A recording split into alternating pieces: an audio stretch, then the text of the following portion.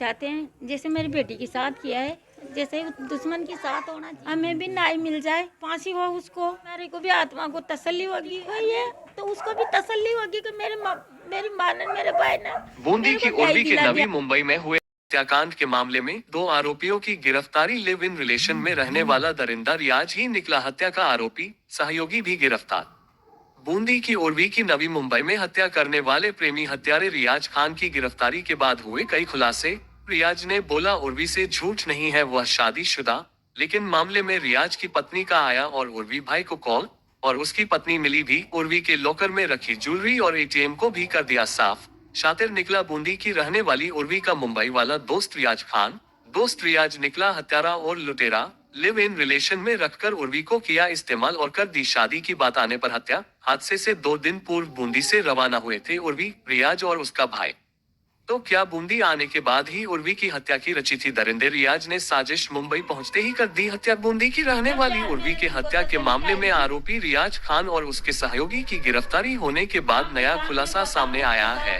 उर्वी भाई वैष्णव ने बताया कि हम मेरे दोस्त की शादी में राजस्थान बूंदी में उर्वी, रियाज खान और मैं खुद आए थे। 7 दिसंबर की शादी थी और 12 दिसंबर को हम मुंबई पहुंचे थे और 13 तारीख को दीदी को आरोपी रियाज होटल पर छोड़ने गया था, लेकिन उर्वी नहीं लौटी। उर्वी का भाई पारस आरोपी बहन के दरिंदे रियाज ही विश्वास करता रहा और उसको फोन करके कहता रहा कि दीदी के लापता होने की पुलिस में FIR करवा दें, लेकिन उर्वी का दरिंदा हत्या का आरोपी उसे डरता रहा और FIR दर्ज कराने से मना करता रहा। उर्वी के भाई पारस का कहना है कि उसने दीदी से धोखा किया। मुस्लिम होते हुए वह शादीशुदा था, वह लड़की भी हिंदू है। 8-9 साल पहले भी उसने किसी की हत्या की थी। अगर उस मामले में पुलिस उर्वी के दरिंदे प्रेमी को, हत्या के आरोपी को गिरफ्तार कर लेती तो शायद आज दीदी जिंदा होती। अब उनका कहना है कि इस झूठा आश्वासन देते हुए दीदी का शोषण करता रहा, दीदी के खर्चे पर पलता रहा और दीदी का इस्तेमाल भी किया। पूरे मामले का खुलासा हो चुका है। अब परिवार जन फांसी की सजा की मांग कर रहे हैं ताकि उर्वी को न्याय मिल सके। आपको बता दें कि राजस्थान के बूंदी की रहने वाली उर्वी वैष्णव बूंदी के नवी मुंबई में रहकर होटल में वेटर का काम किया करती थी, जो 7 माह पहले ही इस हत्यारे दरिंदे प्रेमी रियाज खान के संपर्क में आई और उसके प्रेम जाल में फंसती रही और लिव इन रिलेशन में रहने लगे। शादीशुदा होने के बाद भी शादीशुदा नहीं होना बताकर उसका शोषण करता रहा और जब शादी करने की बात आई तो उसकी हत्या कर दी। बूंदी के रहने वाली उर्वी के प्रेमी दरिंदे के कारण अपनी जान से हाथ धोना पड़ा।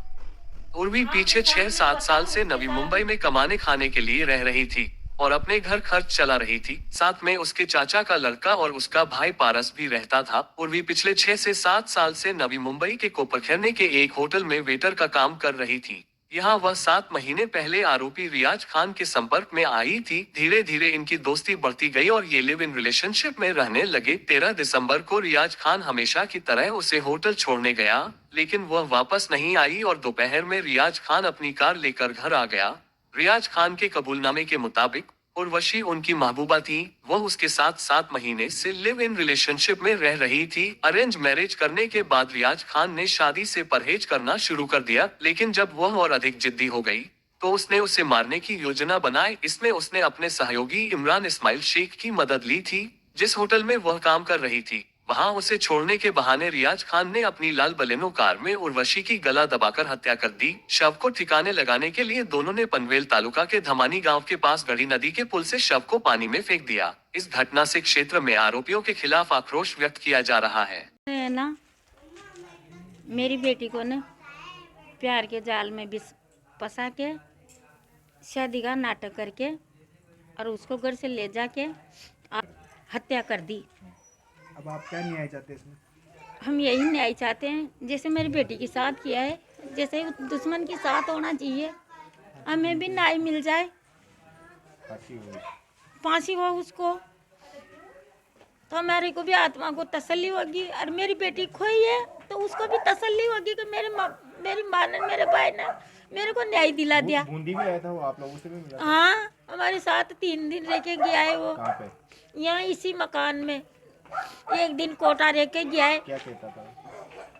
यूँ कहता था भाई मैं शादी करूँगा, शादी करूँगा। तो उसकी जाति हमारे को पसंद नहीं आई तो हमने मना कर दिया, भाई तुम्हारा और हमारा मेल नहीं हो सकता तो मैं शादी नहीं करने दूँ। तो फिर मेरी बेटी को है ना जाना क्या धमकी दी उसने और मारी है। उसे फांसी होनी चाहिए, उसको सजा होनी चाहिए। रियाज खान नाम है उसका। वो मेरे दीदी के साथ इन लिविंग रह रहा था। उसने 13 तारीख को दीदी को लास्ट टाइम लेके गया था। वो 14 तारीख को जब मैंने उसको फ़ोन करा तो उसने मना कर दिया कि मुझे नहीं पता। और 14 तारीख को जब मैंने उसको एफआईआर के लिए बोला तो वो मेरे को ट्रोल करता रहा कि मत करवा, ऐसा होगा वैसा होगा, दीदी घूमने गई है। फिर जब भी मैंने उसको बोला वो हमेशा एक ही बात पे अड़ा रहा कि दीदी घूमने गई है, 4 दिन में आ जाएगी। फिर मैंने फिर भी ज़ोर ज़बरदस्ती में एक एफआईआर करवा दी उसके नाम की। फिर पुलिस थाने में एफआईआर होने के बाद में वो घर पे आ गया। फिर 15 तारीख को उसका फ़ोन बंद हो गया था और अभी उसको पुलिस वालों ने पकड़ लिया है। साथी भी उसका, इमरान नाम है उसका। और घर से जब वो निकला था ना, दीदी के लॉकर में थोड़ा बहुत गोल्ड था और कैश भी पड़ा हुआ था और एटीएम कार्ड भी था। अब वो एटीएम कार्ड उसने क्या किया क्या नहीं किया हमें कुछ भी पता नहीं है। उसका कितना पेमेंट था बाकी सब उसी को पता था, उस लड़के को। और दीदी का पिन भी उसको पता था शायद। अब मैं यही चाहता हूँ कि उसको हो सके तो फांसी हो, क्योंकि एक ऑलरेडी उस पर मर्डर है, एक है या 2 है, लेकिन एक तो कंफर्म है। और 9-8 साल पहले का ये केस है उसका। जब वो एक मर्डर कर कर ये बाहर घूम सकता है तो मेरी दीदी का कर कर क्यों नहीं घूम सकता। तो मैं यही बोलूँगा कि उसको फांसी की सज़ा हो, और हो सके तो आज मेरी बहन के साथ हुआ कल किसी और की सिस्टर के साथ ना हो। इसलिए मैं एक ही अपील करता हूँ कि उसको फांसी की सज़ा हो। हत्या से पहले अभी जस्ट 6-7 तारीख को राजस्थान के लिए निकले थे हम लोग। हमने 4 दिन विज़िट किया यहाँ पे, शादी भी अटेंड करी थी। 11 तारीख को हम यहाँ से निकले 5 बजे कोटा से, और 12 तारीख को सुबह 12 बजे हम बॉम्बे पहुँचे थे। 1 नाइट दीदी घर पे रुकी।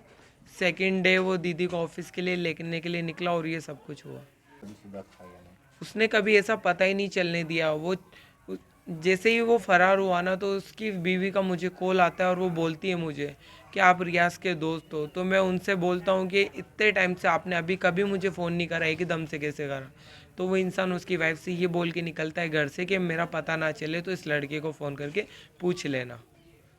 जब भी मुझे पता चला कि वो शादीशुदा है, तो गुमराह करता रहा हमेशा। हमने जब भी उसकी कोशिश करी उसके बारे में पता करने की, वो एक ही बात बोलता था कि मैं जब आपके साथ इतना टाइम स्पेंड कर रहा हूँ, राजस्थान घूमने आया, तो मैं शादीशुदा नहीं हूँ।